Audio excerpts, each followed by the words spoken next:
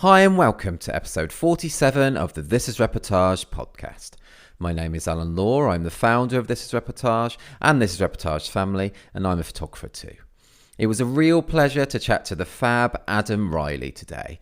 Adam was ranked 14th worldwide on our top photographers of 2019 list and has won an amazing haul of 8 Reportage Awards and 7 Story Awards. He's a lovely guy as well, I really enjoyed talking to him.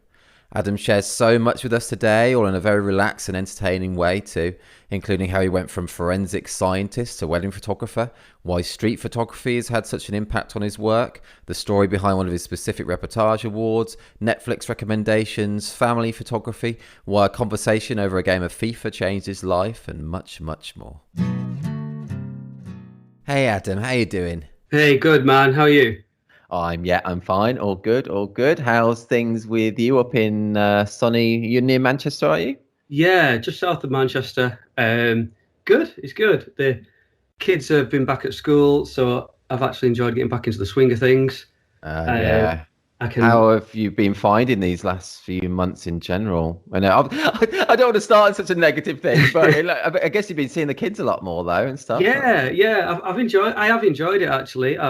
It's the first time, and it's the only time we've been quite aware that we're probably going to spend together as a family such a long period of time, because Laura, my wife, works from home, I work from home, but then our oldest is usually at school, and we enjoyed it, especially at the beginning when it was sunny. We just played in the garden, drank Prosecco.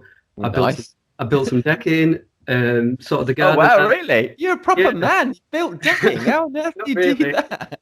I like a bit of DIY. I keep myself busy. So luckily last year I redid the garden quite a lot. So we got a little bit of lawn to play on and stuff. And it was good fun. And once the schoolwork started, it became a bit of a battle. Just trying to get, just trying to get schoolwork done with a 6-year-old was just a face-off between me and him, which he mainly won. I've got a lot more respect for their teachers though now, haven't you? It's like, yeah, definitely. Although I do think they just play up for us and not like angels for the teachers, or mine is anyway. Yeah, probably. I know some people who are teachers and said teaching their own has been a nightmare. Teaching other people's isn't too bad. Okay, yeah, that makes sense. Your teacher. And how have you found it? How has it been? Obviously, it's not a good time to be in the wedding industry. How have you personally found it? Well, it's been tricky. Like the first few weeks, I was probably like everyone else in a bit of panic mode, checking BBC News constantly, like rolling on the telly to try and find out what was going on. And I think I shot my last wedding maybe 2 or 3 weeks before lockdown, and then everything since has been cancelled.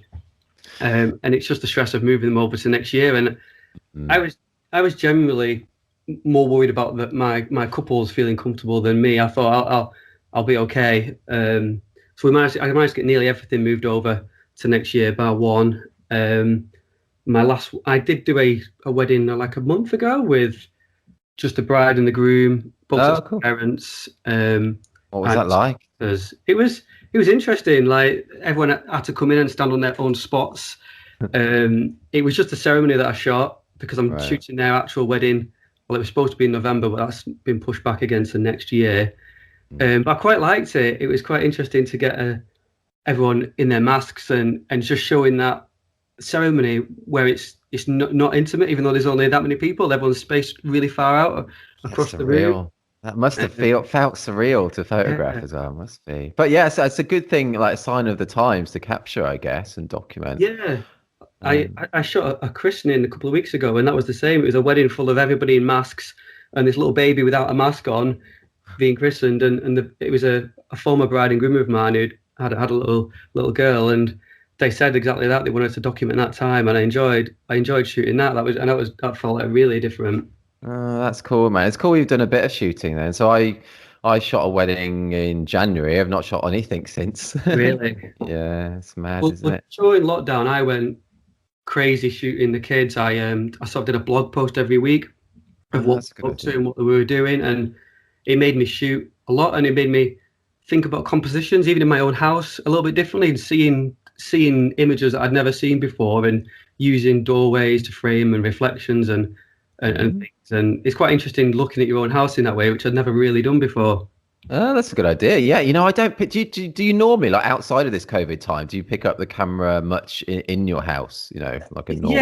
Yeah, not as much as I did. I've usually got like my work cameras stay in a cupboard in the office, but I've got like my street sort of camera, which is just always on the side, and I do pick it up or on my phone and have it with me a lot. But I made a conscious effort to be shooting every day, and at the end of the week, I would edit them shots down to maybe 20 images, but trying to make them interesting frames as well as just pictures of them playing in the pool.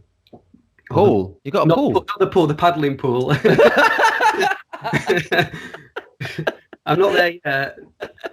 Oh wow, that's awesome. That's cool. Oh man, no, but I think that's such a good idea. I need to pick it up more just day to day, keeping you in the whole swing of things as well. Yeah. And I think trying to get shots where they're not smiling, they're not happy. Like some of my favourite shots from there were where I was arguing with my little boy about doing his homework, and just the tension that was there as well as everything else, and that's why I did it really. That's cool. You photographing those moments, yeah. Yeah, everything. Like I'm when my kids are on a tantrum, I'm ready to take a picture of them, and like it's part of them growing up. And I've got a nice picture I took a year or so ago of my little boy like just crying his eyes out by the washing machine because we're cleaning his teddy, and he's just trying to open the washing machine door and screaming, and the teddy's whizzing round. And they're the pictures I like. Oh, that's cool. It's real life, isn't it? That's real life. It's awesome. And whilst we're talking about it, yeah, you do family photography as well, don't you? As well as weddings and streets and stuff. So how have you been able to do any kind of family stuff during this time? I've got a shoot next week. That's my first proper shoot, other than the christening that I did. I've booked quite a few in, so a lot of people have basically paid me for sessions. But we've said when everyone's a little bit more comfortable with me coming into their house, that I'm going to shoot them. I'm going to start looking into it, to be honest, in autumn. That's been my plan. Cool. Because the way I shoot is very much hands off with my portrait stuff. I don't really set anything up at all. I just let them eat dinner, get them crying shots, get the fun shots, and I sort of need to be in the house. It's not a case of going to the park and throwing them around for a little bit.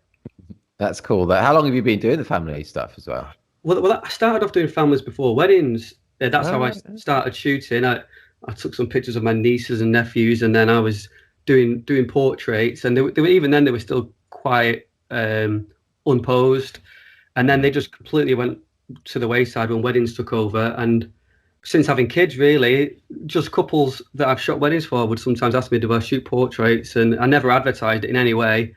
Right. And then last year or so, I built a second website for my portraits, and I've started to do a few more, generally for ex-wedding clients. But in the future, I see myself shooting a few less weddings, a few more portraits, and giving myself some weekends free. That sounds good, doesn't it? It does sound good. And I think, this COVID time has shown us the importance of kind of diversification in general, really, isn't it? It's important. Yeah, I've shot a couple of commercial jobs the last few months, and that's cool. Easy work, easy money. Is it? Yeah, I've never done any commercial stuff. Is it what kind of stuff will you do? Is it like product stuff or people stuff? Well, they found me via my street photography work, and I work a lot with a marketing agency up in Lancashire. But I did quite a big job for a housing association in Manchester, and they wanted some street photography for Manchester to put up as artwork in their new huge building. So That's basically perfect for you, isn't it? Yeah, perfect. What a gig for you. But I started the project probably January, and then it just halted, obviously through lockdown. But it just finished. I went to see it last week, and I've never seen my images so big. Like, they made wallpaper out of some of them, like huge images across the wall. That's cool. That must have been cool to see. Yeah, it was good. So I enjoyed that, and I've got a couple more of them in the pipeline. So yeah, it's like midweek, easy. Your kids are at school, I can go and do that. So I enjoyed it. That sounds good. Does sound good. I want to start with something though as well. And I say start, we've been talking for a while already, but yeah, I read that you used to be a forensic scientist, which is exciting, man. That's cool. It's quite different. It's quite different to wedding photography or family photography as well. Yeah. So can you tell us a bit about that? How you got into being a forensic scientist, and then how you got into being a full-time photographer? Yeah. So I never had any aspirations to be a photographer or anything like that. I just basically, as a kid, I just wanted to be a footballer, and that was probably about it. Right. Okay. What team? What team? I'm Man United. Man United. Yeah. I'm a Man City fan. Oh, really? No, I'm not. I'm not. I'm actually a Birmingham City fan for my sins. So, So I've never met a Man City fan from Cornwall before. yeah. I lived in Manchester for a while though, Did actually. you? Yeah. Okay. Yeah. Anyway, but sorry, you go on. Go on. So yes, and I was doing a degree in sports science at uni, and one day I just looked in the paper and I literally just saw a job for forensic scientist. I thought that sounds cool and applied for it. And I used to be into all like these forensic TV shows where it was like showing you how they solved crimes and stuff on the Discovery Channel. When I'm Did you like, put that on your CV then? Was that your CV that I I watched all of CSI. It was before CSI actually, and I basically read up about all the different evidence types. I knew a lot about it, and I just blagged my science like college degree, and out of like loads of people, I managed to get a job. And my job was initially looking at items of clothing for fragments of glass.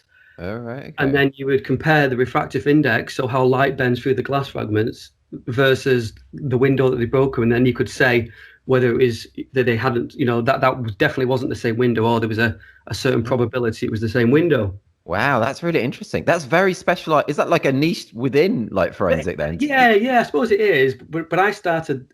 They are in the forensics area. There's different evidence types. Glass is one, so I started on one. Then I learned some more. So things like blood, I would look at weapons and guns and stuff and try and swab them for DNA or try and find hairs or blood on them, and then you send them up to be sampled. And gosh, were you actually going out to crime scenes themselves, or were you kind of like working more in kind of the lab and stuff? I was purely in the lab. They did do that where I worked, but I sort of moved over to digital forensics before that time. So I started examining mobile phones for data, which was Nokia 3310s with a few text messages on when I first started. Yeah, it must be a bit different now.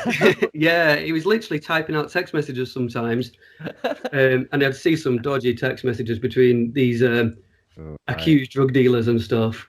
It must have been it must have been such an interesting job. It was a lot more officey than you would imagine. It was nothing like CSI. It was good laugh. I met my wife there. Met loads of really? people there. Was she doing the same job? Yeah. We both started on the same day at the same place. Like there's intake of a few of us, and she left after a year or so and went traveling and stuff. And but yeah, we so it was quite an important place for that. And then our government, in its wisdom here in the UK, decided to privatise forensic science. So I knew for about a year I was going to be made redundant, and I was doing a few portraits and stuff. So I started ramping that up, and then my mate asked me if I would shoot his wedding, which had never crossed my mind. I remember we were at his house playing FIFA, and he's like, "Do you want to shoot my wedding?" Because I don't know if he's going to have a photographer. And I was like, "Okay." And I shot his wedding, and a few years later, he plastered my house as payment. Oh wow, that's pretty cool. So I paid quite a decent wage, really. And what was that first wedding like? Do you remember it? There were probably a couple of images I would still be prepared to maybe show. Oh, wow, that's cool. It was you got to do it now. You said it now, man. You're going to include it in the post. It was their 10-year anniversary earlier on this year, and I very nearly did post something, but I didn't get around to it. And I maybe will. And most of what I did was just pure documentary, but I only shot until the wedding reception. Then I started having a few drinks myself, and then I didn't really shoot anything in the evening because I was probably drunk and dancing around the dance floor. Okay, that's cool. Though. It just snowballed from there, really. Like, and a year later, I was made redundant. We travelled around the world for a few months, and then I just shot weddings.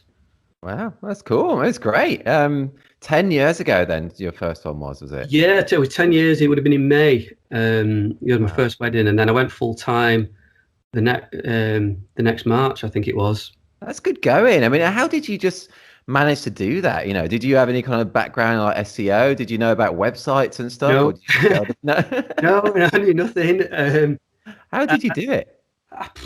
I just didn't consider that it was a thing I couldn't do. I suppose I just thought, well, that sounds good. I'll just try and do that. And the market wasn't as saturated then, especially documentary photographers. Like how I was shooting even back then, there was pretty much nobody in Manchester shooting that way. Right. So if anyone found me and I saw I didn't stand people on bridges and bend them in weird positions, they would stand out. Yeah, they would like, yeah, I'll book this guy, and That makes I sense. just it just sort of snowballed pretty quickly. And I remember someone booked me once, and they said they nearly didn't book me because they thought I was too cheap, and I realised I need to put my prices up and take it a bit more seriously. And then, That's yeah, good feedback to get, though, actually, isn't it? yeah, yeah. I literally remember the moment where they said that, and I was like, oh, I'd never even considered that point of Mm, view.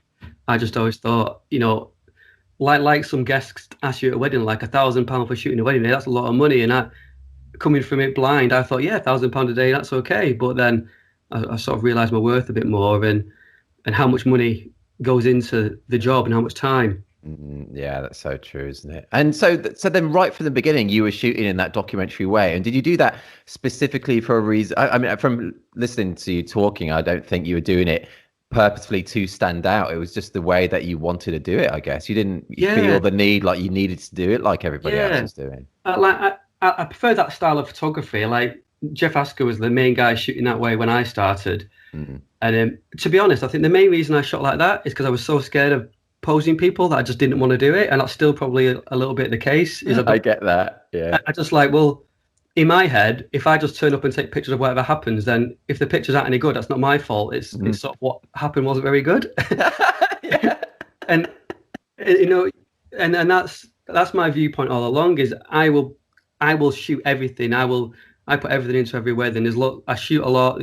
I don't stop moving. I don't stop shooting. I've never really had any bad feedback from the pictures, but It's cool. I sort of find there's no pressure. I'm not worrying about what the weather's going to be like, or that you never see me thinking, oh no, this bride and groom don't look how I want my couples to look. So how shall I shoot them? I shoot everyone the same, and I Mm. should every wedding the same. And That's cool. There's so many benefits for that documentary approach that you're just outlining there. There really is. yeah, it just makes my life. The only stress I have on a wedding day is traveling, and I don't get stressed about anything else really. Oh, the traveling. What element of the traveling do you get stressed about? Well, like driving on the motorway and on the way there in the Well, morning or yeah, something. just if there's like an accident or that moment where you go between bride prep and the ceremony, and I'm thinking if I go the wrong way, or if I'm in an accident now, it's gonna Oh yeah. go tits up.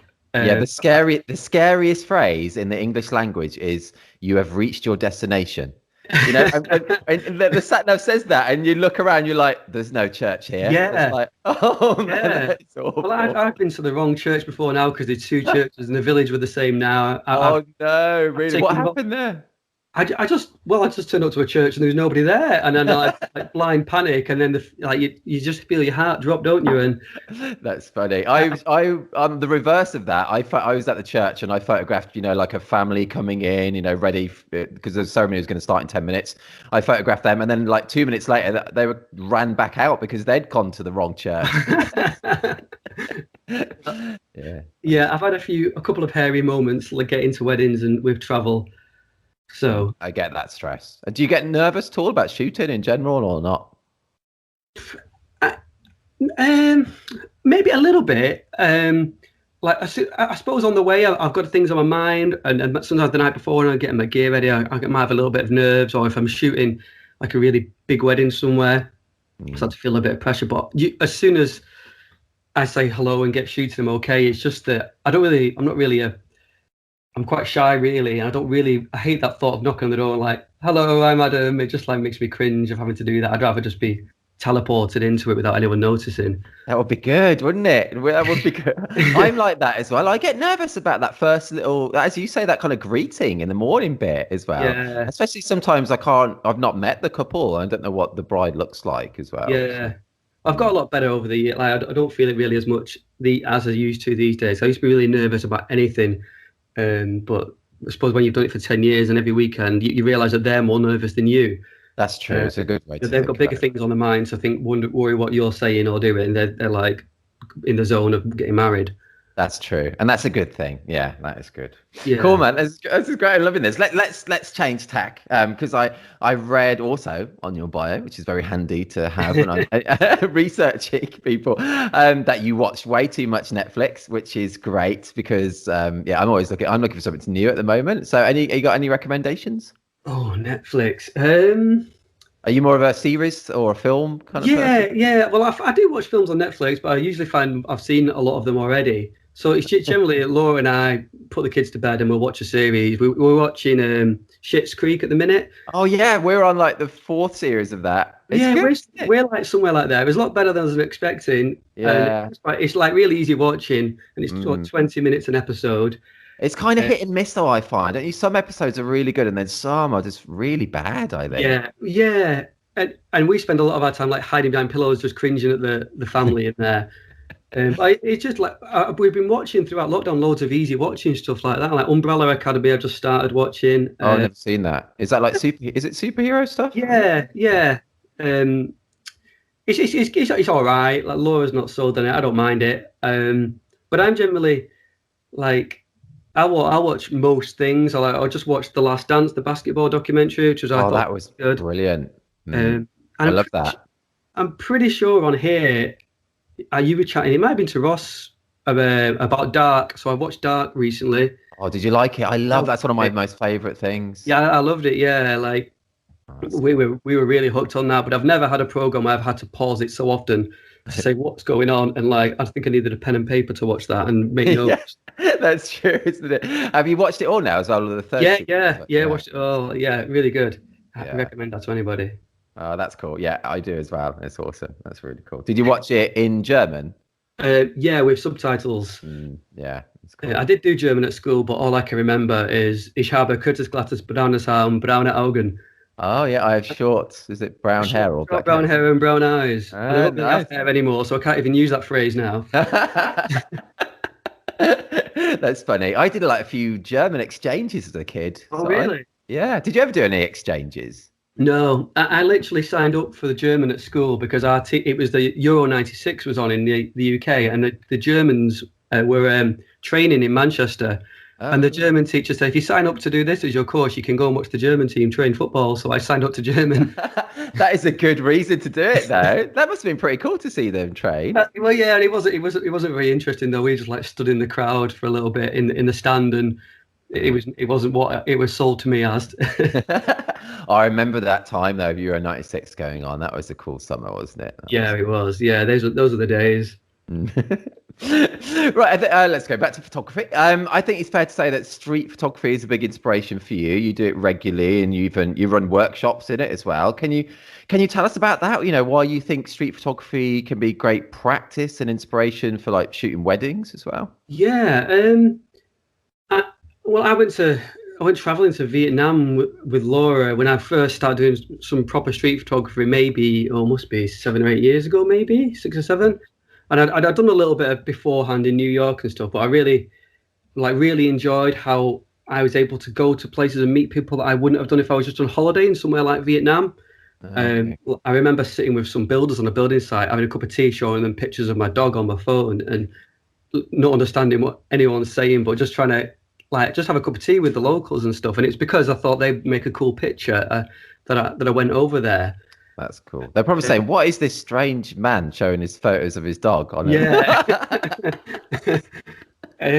Sorry, they humoured me. But so I loved how it opened up, seeing the country like that, and it was since having kids, it's been harder to do that whilst we're on like family holidays.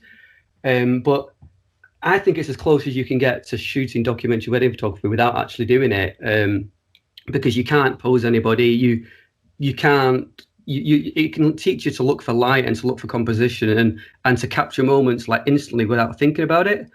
And that they're the main things that I've learned from shooting street. Really, is if I see something happen at a wedding, I'm pretty sure if I've got like half a second I can capture it, I'm always ready to get the shot. And you need that a little bit in street photography because you're walking past and there's a guy at a bus stop with a parrot on his head or something weird happening. And you just got to grab it before you notice it flies off.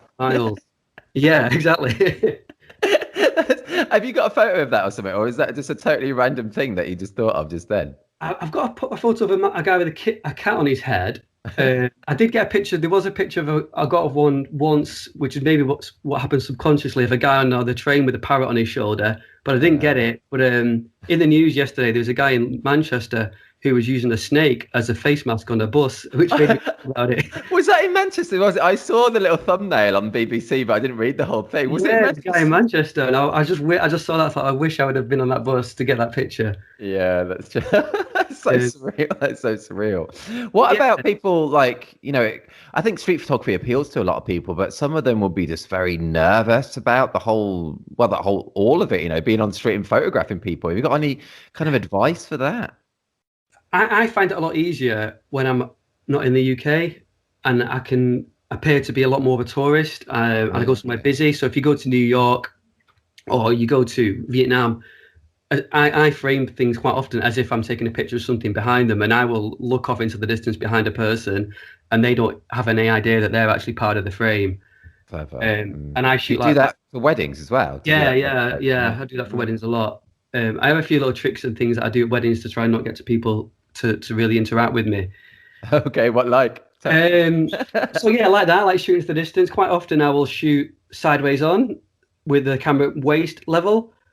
So if I see a group of 3 or 4 people sat on a sofa chatting away, and I think that's an interesting composition, as soon as I head over to them and bring my camera to my eye, they just like smile at me or just feel uncomfortable. So I would stand adjacent to them, looking the other way, the camera to the side, looking at the screen. They just think I'm fiddling with my settings and don't know what I'm doing, which is sometimes the case.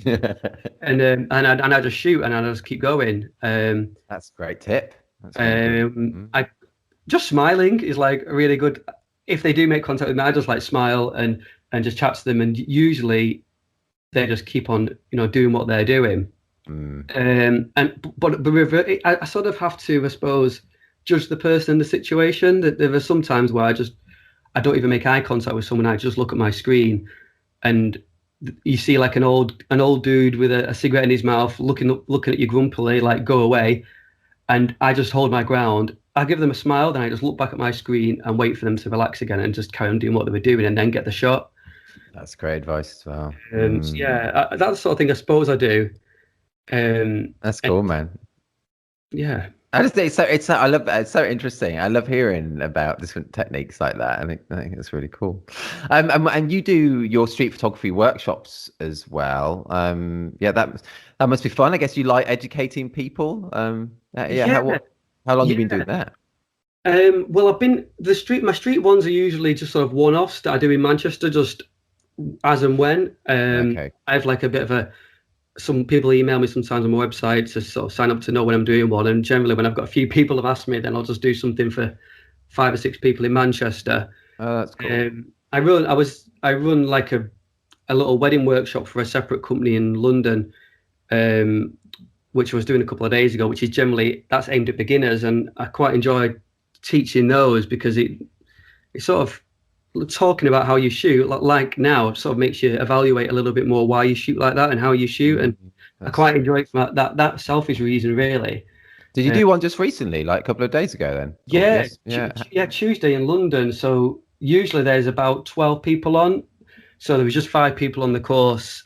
And it was a little bit hard because quite often they're just starting out in photography. They maybe don't know the settings on their cameras properly, and it blows their mind when I tell them to shoot at high ISOs, and I couldn't really help them change their settings on their cameras and go near them. Oh yeah, that must have been weird. Yeah. So yeah, I was like trying to like leave your camera on the table or come and have a look at it and try and figure it out. But it's good. It's good fun. It's like I literally have to talk straight at one point for 4 hours, and it takes it. That makes me appreciate teachers a bit more because it takes it out of me completely. I totally get that. Talking just it takes it out of me as well. I lose my voice so easily. Yeah. But yeah, it's good fun, and I enjoy it. That's cool, man. That's cool. And one of your specific repertoire, I can't even say the word. It's the name of the business. I can't.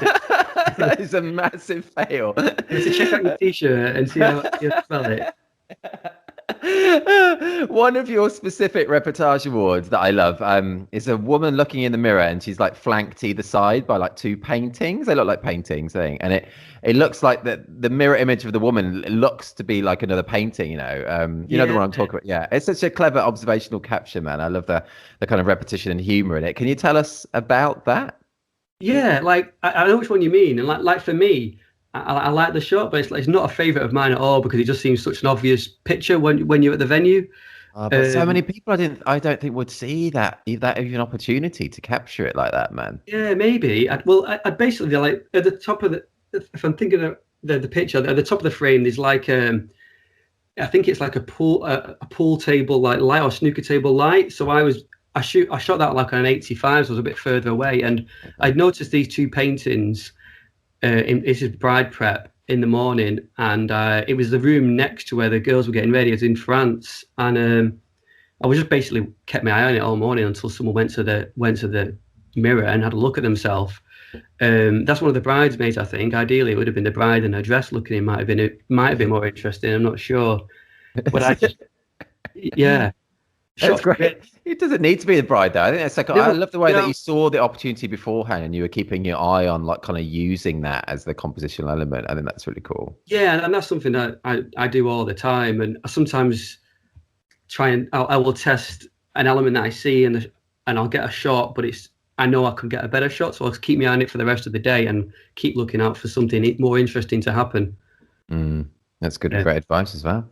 So that wedding was in France, like the way just drop that in casually in there. Do you do many destinations? Well, I've done quite a few the last few years. I shot a wedding in France, like maybe 4 years ago, and it was a French bride and an Irish groom, and it was at like their family village in France. But since then, I've shot quite a few, like the sister's wedding and a friend's wedding, and the bizarre thing is they're like all 100% in French, so I'm not really a clue what's going on half the time. Oh, that is surreal. Yeah, that's different. But they know how to party, like the French, like they go for it till like 5 a.m, so I really enjoy it. Oh, cool. Do you stay that long? Yeah, I have different packages really, but usually when I shoot abroad, I stay as long as they want me, and generally those weddings don't start till the ceremony's not till 3 o'clock or so.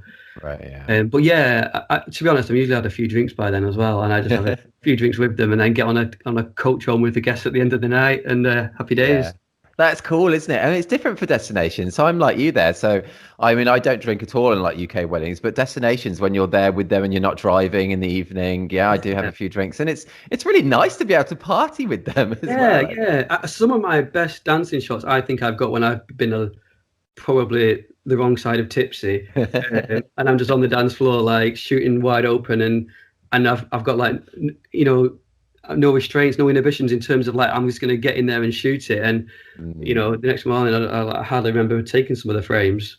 I totally get that. I totally get it. It's a shame we can't really advise that as something people doing every weekend, but it's really good.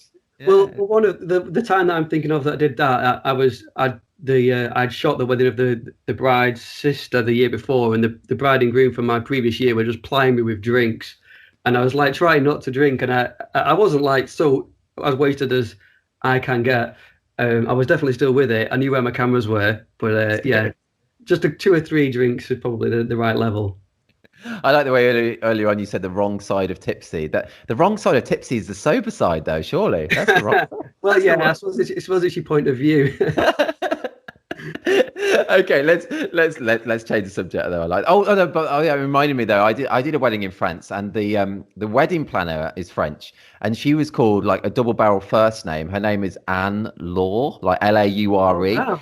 But it's so similar to my name. I'm Alan Law. So the whole day, everyone was going Anne Law, and I just I just thought they were talking to me, and they weren't. But anyway, not a very interesting story. But anyway, yeah.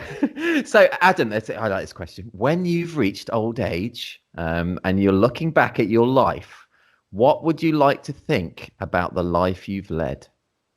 Oh man, deep. I think firstly, I'd be happy. I'd just be happy to get to old age. To be honest, I think that's true. Yeah. I'd be grateful for that. I don't think there'd be much on the business side. It'd be all about like I just like kids that were like normal. Maybe normal's not the right word, but fulfilled, and I felt like I'd done my job there, and I hadn't wasted my time doing pointless things, and I enjoyed myself. And I suppose that when my forensic lab shut, we had like people come in and chat to us and speak to us about what you want to do with your life, and they were trying to encourage us to think outside that career box and just do something you enjoy and you love doing, so that you don't feel like you go to work. And that's why I've done this. And I've I've never had the feeling of, when you come back off holiday of, oh man, I've got to go back to work on Monday. I've never had that feeling in like 10 years. That's so cool. And I just want to keep doing that really, and not do things because I'm scared of doing them, I suppose. That's great, man. That's really, really, really, yeah, great. Do you think about, the future, like whether you'll still be shooting weddings in like 10, 15 years time and stuff? Every now and again, when I feel like I'm not going to have bookings for the next year, I go into a panic of what we're going to do if I have to get a real job. But generally, to my wife's annoyance, probably, I don't really think about the future or money or anything that much. Like I say, I'll just be happy to get to old age, and then I'll figure it out then. So I think that's a good way of leading life, though. Yeah, well, and things things do come along. Like I've had some commercial opportunities come along, and I'm doing some portraits now, and you don't know where it will be in 10 years. It could be that photography's gone out the window for weddings in 10 years because everyone's got implants in their eyes that take pictures, and most people don't want it. No idea. So I don't see the point in worrying about it. I wish I would. I wish I had a plan. I know some people have a secondary skill and a plan, but the only thing I like doing is doing things like DIY and woodwork and stuff around the house. But in 10 years' that's time, a skill. Yeah, but in 10 years' time, I'll be too old for that as well. So I think I have to train one of my children up to do something that makes a lot of money and see if they can sustain me.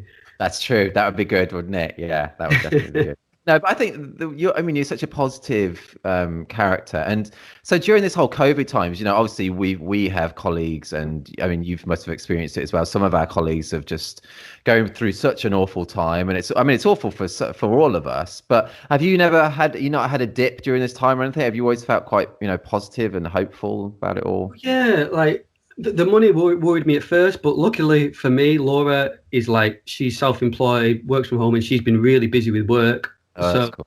What does she do? Pharmaceutical research marketing type job. Okay, cool. Sounds clever. She went after she left the forensics. She went and did a science degree, and she's like very clever and sciencey. And she just she basically goes in the office, makes some money, and I play with the kids. And and I felt really bad over the summer. We were playing outside, and she's had to work, and without her having that job, then I would have probably been in a different mindset because she's paid the mortgage and stuff for us, and I just cooked the tea. Oh yeah, I read that actually. I was also on your about bit how you're the cook, you're the chef of the family. Yeah, have you always been the chef? Yeah, well, I couldn't cook when we first met. I remember Laura showed me how to cut up a red pepper, and I never food like eating fresh food like that. I never really been what I'd done when I was younger. It was just chips and chicken nuggets and stuff, I suppose. Ooh, I like that though. That's great. Yeah, well, yeah, I do as well. But I like a nice homemade like pad thai or something else. What is that? I don't even know what that is. You don't know what pad thai is? No. Like a Thai food, like noodles, tamarind paste, and sometimes with prawns or chicken. Do you make that from scratch? Yeah. It's chef. You can make that in like half an hour. Sounds good. What else do you make? Well, I've got like a big ceramic barbecue, so I do lots of slow cook stuff on there. So you can burn fuel for like 11, 12 hours. So I used to come home from a wedding and I put a piece of brisket on the barbecue, and then the next afternoon you'll have like pulled beef to have for your dinner. And I used to do stuff like that. That's so good, man. Oh, making me really hungry as well. This is like just before lunchtime, isn't it? That's another skill you have. You could be like a chef, like DIY, man. You've got loads of skills. Well, yeah, but I don't know. I'll think about that. But I highly recommend just getting like a Jamie Oliver. Like he's got some really easy books and doing some of them recipes, because it's just I used to just come home from work when I was at the forensics, get a glass of wine and cook something and put some music on loud and just enjoy doing it. That's cool. It's cool that you enjoy it. I think that's really. And the boys enjoy it as well. Oh, what, cooking? Yeah, they always love helping out, and it helps them with their eating and stuff, I think. Oh, that's true. Yeah, because dads are really picky. So does that make getting them involved maybe in the cooking? Does that help in that? It definitely helps. Like slicing up some red pepper, and then like Lev, our youngest, used to be terrible at eating, but now he's like, "Can I try it?" And then he'll just try it, and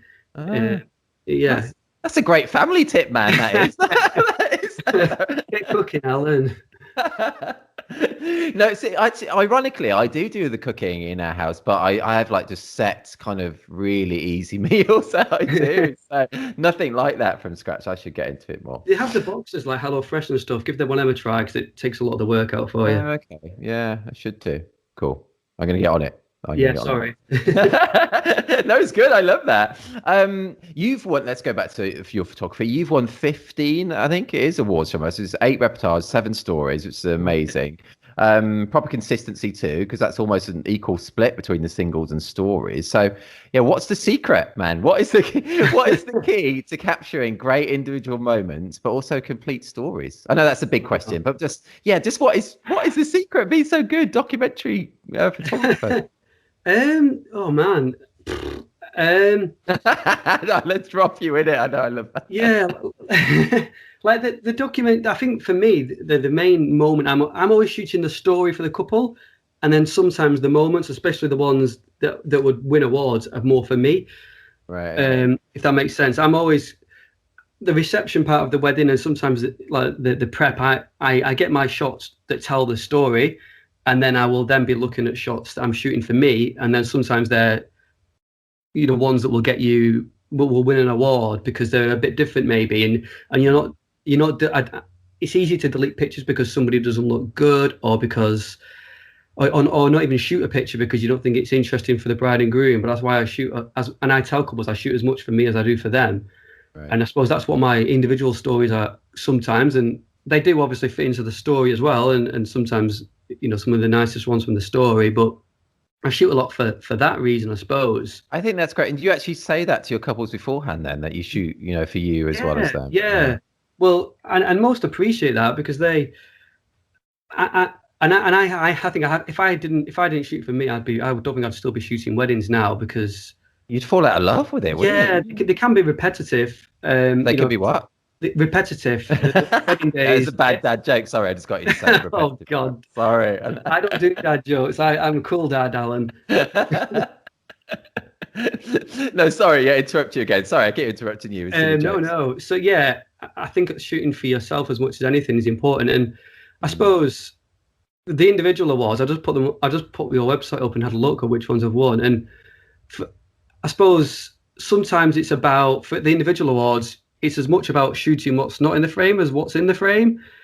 There's one here that I'm looking at, and there's a guy on his hands and knees, and he's got a belt around his neck, and he's I know. And he looks like a dog being taken for a walk or something. And I got loads of frames from that moment. So when I see a moment or something that might be interesting, I don't just get a few shots and leave. I just work that until it's probably died down, or I feel like I've had enough, or I've got the shot. Right, okay. And that was 2 rugby players who devised a game where they tied their belts together, they'd taken off, put them on their heads, and then did like some sort of wrestling match where they had to try and pull it off each other's heads while they were on their hands and knees. As you do.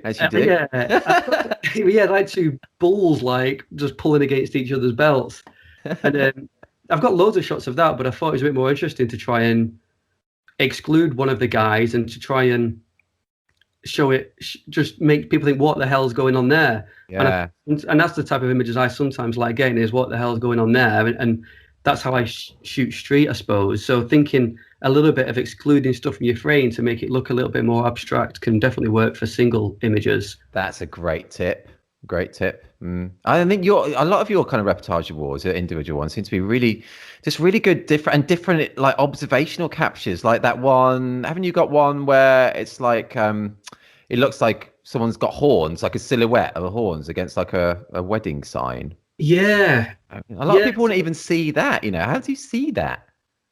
Just look, I suppose. Like that wedding got a story award, I think, Lisa and Pete's, and it was a wedding that was just full of moments like that. It just all seemed to click in it, like a street sort of shooting type of way that day, and they were really like relaxed crowd. And I basically, that's like the order of the day, like board, and it was in really nice light from the evening. And I noticed someone walked to the bar, and the silhouette went past the board, and I only stayed there for like a minute, and I thought, I'll see if someone else walks past, it might be an interesting picture. And then a guy with Viking horns walked past, and I just managed to grab it. So clever. the benefit of shooting, I shoot with Sony's like you do, and because I shoot on the back of the screen, you can really quickly change your composition, hold the camera a bit higher to make sure that whole silhouette's on the board. Whereas shooting from the eye, it's so much harder to do that. That's so true. Yeah. When did you move to Sony then? Not long after the A9 was released, whenever that was. So 2 years ago, maybe, yeah. Years ago. What were you shooting before then? I've shot like literally with every camera brand going. Have you? Yeah. Yeah. I think I was shooting at the time. I was probably shooting just Fuji before then, and then I've shot with Nikons, I've shot with Canons, I've shot with just Leicas.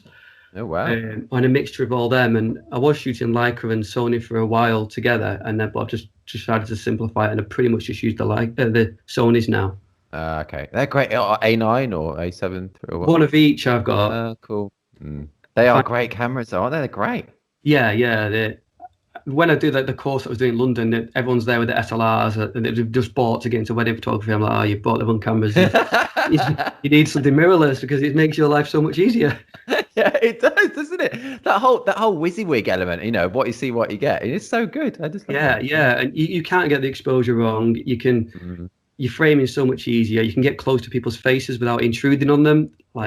Your eyes next to someone doing bride prep is a bit weird, but you just hold your arm out. It's so much easier. Yeah, that's so true. I shoot 100% just using the screen. I never bring it to my eye anymore. Same, yeah. I did that with my Fuji's for a few years as well. So I've sort of always shot that way for the last 5 or 6 years, maybe. Okay, cool. It was a big change for me because I went from like Canon 5D3 2 years ago to the Sony A9. It was a big change, and I've really enjoyed that change. Yeah, it does help. I think get better documentary shots. Yeah, to alone helps you get better shots. Oh, totally agree. And do you shoot solo for your weddings, by the way? Do you have seconds or what? No. I've virtually always second. The only on my own. The only time I've had a second is when Laura was pregnant, and someone came along and shot with me just in case I had to run away. That makes sense. And what's your decision then? The same as me. So I only ever shot on my own. Why for you? Why do you shoot on your own rather than having seconds? I suppose I think that a lot of people choose me to shoot their wedding because I don't see the same as everybody else, and I think that's how everyone should sell themselves. And I don't think a second photographer will ever see the same way as you. And I'm just quite a solitary person when I shoot. I don't really speak to anybody unless they speak to me. I'm the same. get on with things, and I don't want to have to make small chat with a second photographer or worry about what they're doing. I do everything myself, all my editing, all my culling. I don't really trust anyone else, I suppose. Oh yeah, I get that. And I mean, I have so many thousands of my awful images to look at. I can't imagine looking at someone else's as well to call. Yeah. And I had someone second shoot with me once for a big Jewish wedding I did a few years ago, but he was an amazing photographer, and I was quite jealous of his pictures actually. That's funny. Do you ever get couples who are looking to book you, and they ask or they're interested in getting a second photographer? What do you say to them as the reasons why? Do you say just what you said to me, or do you pretty much. I generally say that I feel like I blend in a lot better on my own. That there's not really, unless logistically they really want pictures of groom prep, there's not much I can't shoot that two people can shoot. I'm really jealous of people that do shoot as a duo all the time, because I think they can really push the boundaries of getting interesting images at moments where a single shooter feels obliged to get the standard confetti shot. They can think of like a really different angle, and that's true. That's the main thing. I would prefer to be a second shooter for someone where they said to me, right, you just go and get like the non-normal shots, and I would like to do that. Have you done that much seconding for? I've shot for another photographer once because somebody was ill, and I stepped in and was like their second shooter. They shot in a duo. Okay. So that's the only time I've ever seen another photographer work, really. I've only done it once as well. That's a weird coincidence, man. Very similar. I've only done it once. I did it with James Rouse in London about 5 years ago now. It was just really fun. It was really fun. Anything with James is going to be good fun, isn't it? Yeah, it was. It was really good fun. It was. I like this question. Have you made any memorable or really memorable mistakes? Doesn't have to be wedding, can be life, but wedding. Well, Weddings, whatever you want. weddings. I remember in probably my second year, I always call the bride the day before the wedding to just say like I'm reassure them I'm on my way tomorrow and make sure the addresses are right and just say good luck for tomorrow. I rang a bride and said like I'm just checking in to see if everything's okay. Just let you know I'll be there around 11 o'clock. And then she said like, oh, do you want a bacon butty? And the way she said it is like, do you want a bacon butty now? And I was like, no, okay, thank you. And then it just clicked that the wedding was that day. And I'd got the date wrong somewhere in my system. It was on my phone as the wrong date that I've been going off. I went to find my paperwork because I did everything in paper back then, and it was like, oh my god, the wedding is today. And I've never felt the feeling like that of my heart dropping. And I literally just grabbed a shirt and some trousers, threw them on, grabbed my bags, which luckily were charged, and legged it out. And I got there about 45-minute drive and just pretended nothing had happened. I got there just about on time, maybe a few minutes late. Wow. Just pretended nothing happened. That's an amazing story, man. That's giving me kind of almost sweats, I think, listening to that there. That is a photographer's worst nightmare. Now I ring them 2 days before now, and then I always say like, I'll see you on Saturday, and I make sure I say the day, and I have things on my phone. I have a separate spreadsheet on my laptop, and I have everything in paper. And if anyone's ever wanted to be really mean to me, if I'm not working on a Saturday, just ring me up on an unknown number, and I'll die. I love that, man. That's really funny. It's a great story as well. What advice, Adam, would you give for people who have been shooting for years? Because you've been doing it quite a long time now, 10 years. I started in like 2012, 2013. So it's quite long now as well. Yeah. So maybe people who've been shooting, 5, 6, 7 years who are maybe, for whatever reason, maybe not that happy with how their career is or what their work is like. I don't know. Just any tips for people who've been doing it quite a while?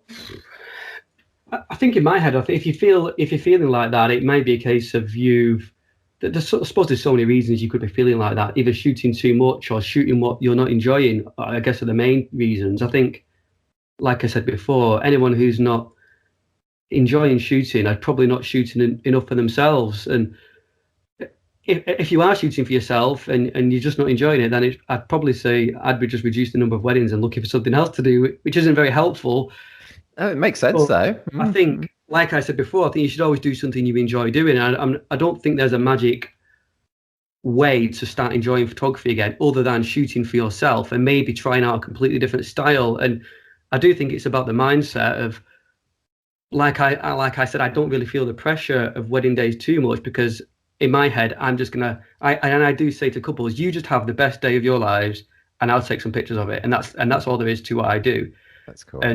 And that's what I say to everyone who, when they want to inquire about booking me and we have a chat, and if that's in your head, you can then just let them enjoy the day. You enjoy your day, and don't worry about getting pictures of every single person at the guest, and make sure you focus on getting some nice ones of the key people. But just, if you enjoy the day and the story and the moments, your pictures should show that, and hopefully you'll start to enjoy it a bit more. And it's not about shooting abroad or shooting amazing weddings. It's just some of my favorite pictures have been from weddings at cricket clubs, and if you look at people like Martin Parr and the type of pictures they take, they can be so interesting. And that's how I approach it, looking for the interesting moments in anything that happens.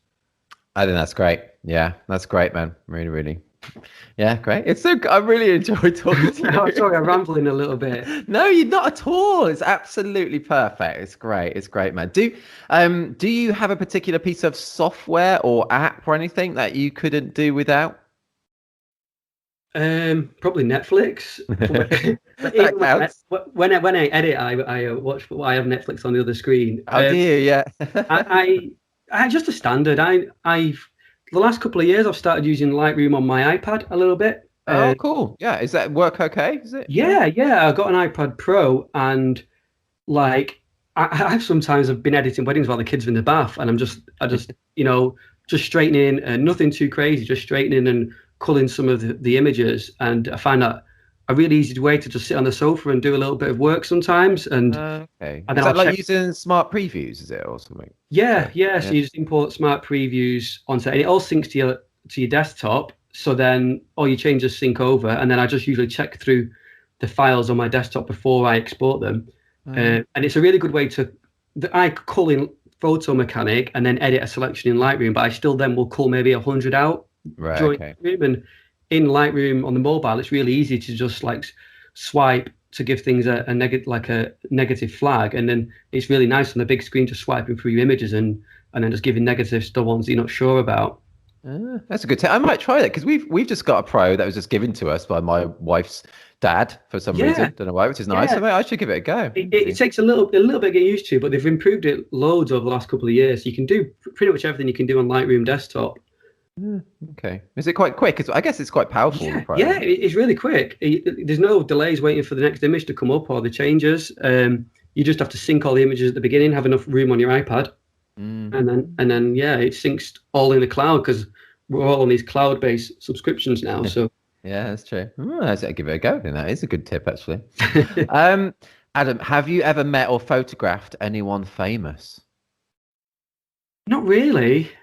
When I was maybe like 8, I was in London and I saw Sylvester Stallone. That was probably the highlight of my life. Oh, wow. That is cool, though. Yeah, he was at Planet. How did you see him? Planet Hollywood in London. They used to own it with like Arnie or something. And I remember being there, and like he just walked past us, and that was like the best thing. That's like the most famous person I've probably ever seen. That is very cool. Well, I don't think you get much more famous than that. I've shot a few weddings where there's been guests who are from reality shows and stuff, but I literally have no idea who they are, and I didn't know which ones they were. Oh, really? Okay. Well, like Big Brother and stuff. They're like, stuff like that. And there was one where there was loads of them from one of the like Only Way Is Somewhere or Other. Okay. Or Geordie Shore or something like that. And I didn't know who any of them were, to be honest, but other people were finding them famous. That's cool, though. Yeah, that's cool. Okay, I like this question as well. Looking back at life or business or both, are there things you would have done differently? Any question that I ever get of would I do anything differently, the answer is generally no. I get that sense about you, and I like that, though. That's cool. Yeah, because I'm happy where I am, and I don't think there's any point regretting anything too much. I'm sure if I could go back in time and invest shares in something amazing and have loads of money, I'd be happy.